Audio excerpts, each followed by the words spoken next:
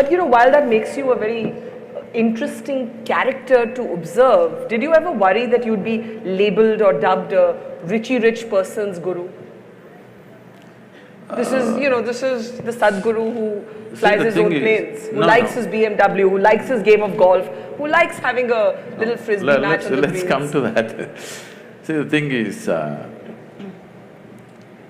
I wouldn't mind. I even sometimes I ride a bullock cart. Nobody reports that.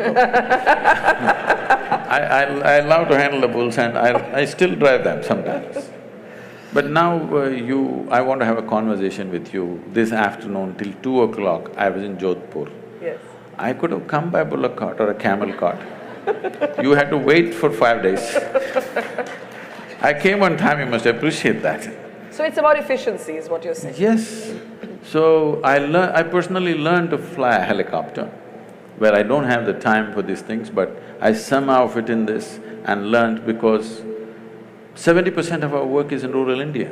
I thought this little helicopter I could set the place on fire because I'm half the time stuck, half my life I'm on the road stuck in some traffic, driving myself, all the time behind huge…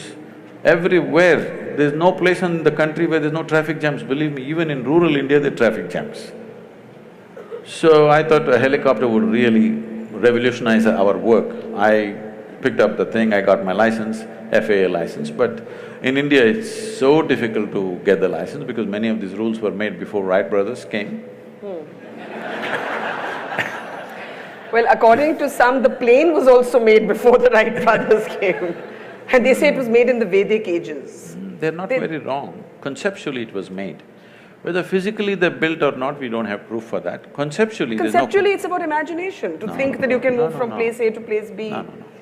You cannot conceptually imagine something entirely. Even if you imagine, you must be able to produce you must understand the principles in some way as to why something flies. Yeah.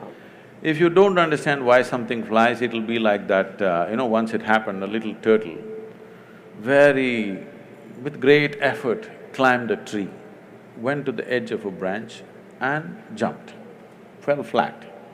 Lot of pain. Slowly again he crawled up in another 2 days, again up, jumped, fell down, again up, fell down. After a few days, 2 birds were sitting on the opposite tree.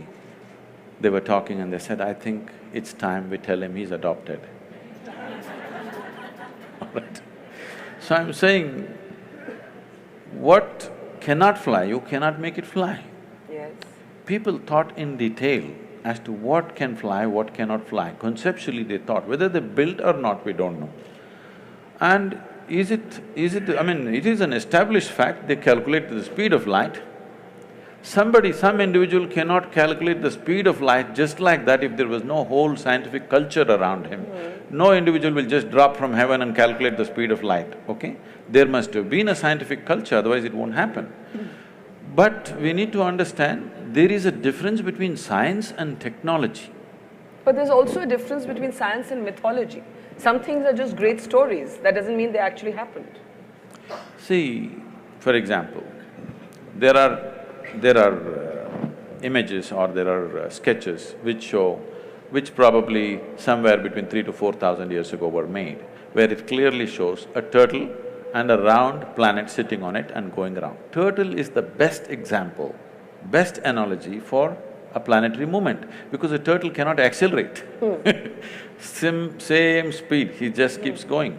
So a round planet on a turtle is the best way to describe how a planet moves around.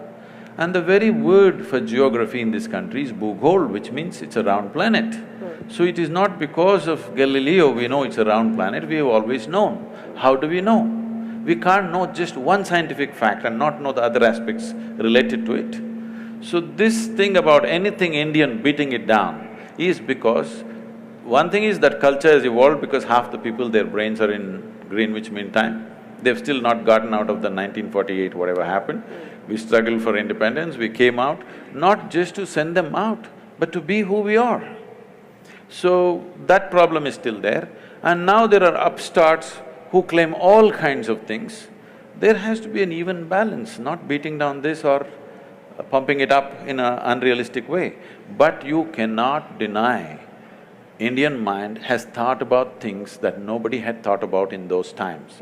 There is no question about that. But there is a distinction between science and technology.